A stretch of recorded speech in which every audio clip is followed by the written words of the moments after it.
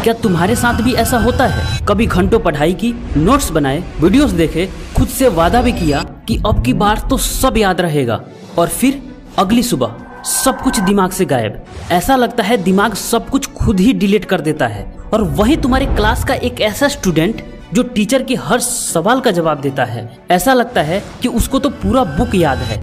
और इससे खास बात उन जापानी बच्चों में होता है जो हजारों कांजी कैरेक्टर्स याद करते हैं, जो कॉम्प्लिकेटेड भी होता है और उन्हें ये सब सालों तक याद भी रहता है। तो क्या वो जीनियस होते हैं? क्या वे दिन रात पढ़ते हैं? नहीं, आपके क्लास का वो स्टूडेंट और जापानी बच्चे कुछ सीक्रेट्स जरूर जानते हैं, स्मार्ट स्ट्रेटेजी को फॉलो करते हैं और बस लंबे समय तक सब याद रहता है। लेकिन अब टेंशन मत लो, क्योंकि इस वीडियो में उस 5 जापानी टेक्निक्स को बताने वाला हूँ जो आपकी याददाश्त, फोकस और सीखने की स्पीड को 10x बढ़ा सकते हैं। तो क्या तैयार हो? अगर हाँ तो I am ready comment box में जरूर लिखो। पहला है active recall, output based learning.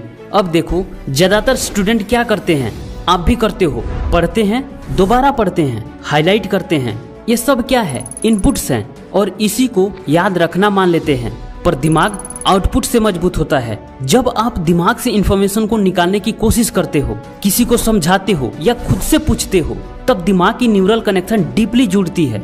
Science कहती है जिन स्टूडेंट ने बार बार खुद का टेस्ट लिया या खुद से सवाल पूछे, उन्होंने 50% ज्यादा इंफॉर्मेशन लंबे समय तक याद रखी उन स्टूडेंट्स के तुलना में जो बस पढ़ते रहे।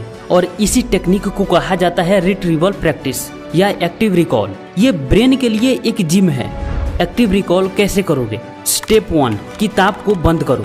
आप जिस भी टॉपिक को पढ़ रहे हो, जब आपको लगता है कि ये टॉपिक मैंने पूरा पढ़ लिया, अब यहाँ उठकर मत चले जाओ, किताब को बंद करो। अब खुद से सवाल पूछो, मैंने अभी क्या सीखा? इस चैप्टर का या इस टॉपिक का मेन 3 बातें क्या थी? अगर इसको मुझे किसी दोस्त को समझाना हो तो इसे कैसे एक्सप्लेन करूँगा? स्टेप 2, अब एक पेपर लो, उस पर पूरा टॉपिक अपने शब्दों में लिखो, जैसे आप खुद को या किसी दूसरों को समझा रहे हो। अब यहाँ बहुत कुछ मिस हुआ होगा। अब किताब को खोलो और मिसिंग पॉइंट को अलग से हाईलाइट करो और फिर दोबारा ऐसा करो। जब किताब बंद करने के बाद वो सारे टॉपिक्स आपको याद हो जाएं, आप आसानी से एक्सप्लेन कर पाओ, तो समझो कि मेरी पढ़ाई यहाँ तक कंप्लीट हो गई। और यही है वो पहला टेक्निक जिसकी मदद से आप टीचर के हर सवाल का जवाब दे सकते हो। Number 2, spaced repetition. इमेजिन करो, आपने एक पौधा लगाया और लगाते वक्त उसमें एक बार पानी दे दिया। अब सब कुछ उस पौधे के भरोसे छोड़ दिया। अब वो पौधा क्या पेड़ बन जाएगा? नहीं, बिल्कुल नहीं, वो सूख जाएगा, क्योंकि उसे कुछ अंतराल पर लगातार पानी चाहिए, यानी उसे देखभाल करना पड़ेगा। ऐसा ही आपका याददाश्त है। आप जनरली करते क्या हो? कोई चैप्टर या कोई टॉपिक पढ़ा, ठीक है, कुछ चीजें आपने हाईलाइट भी किया और कॉपी में नोट भी कर लिया, और फिर आप नेक्स्ट टॉपिक, नेक्स्ट चैप्टर पर मूव कर गए, और ऐसा आप लगातार करते जाते हो। अब जो पीछे आपने पढ़ा उसे आप कब रिवाइव करते हो? जब उसका कोई टेस्ट होता है या जब एग्जाम नजदीक होता है। और ये रिवाइव आप कुछ महीनों बाद करते हो, और फिर आप बोलते हो कि मुझे चीजें याद नहीं रहती, जो मैं पढ़ता हूँ वो भूल जाता हूँ। मान लो आपका लगाया हुआ पौधा सूख गया, अब उस पर दोबारा पानी डालने से क्या वो हरा हो जाएगा? क्या वो बड़ा हो जाएगा? नहीं, फिर से आपको दूसरा लगाना पड़ेगा। वैसा ही जब आप कुछ पढ़ते हो और जब महीनों बाद आप उसे रिवाइव करने की कोशिश करते हो तो नहीं होता, क्योंकि आप सब कुछ भूल गए रहते हो और फिर जीरो से स्टार्ट करना पड़ता है। और ये बात मैक्सिमम स्टूडेंट जानते ही नहीं, और इसको बोलते हैं फॉरगेटिंग कर्व।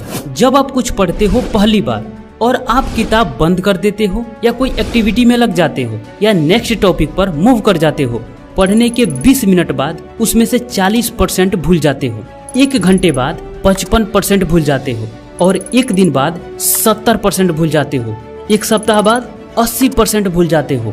जब 1 सप्ताह बाद 80% भूल जाते हो तो क्या वो 2 महीने 3 महीने बाद याद रहेगी? बिल्कुल नहीं। और इसी वजह से आप लगातार पढ़ते हो और लगातार भूलते रहते हो।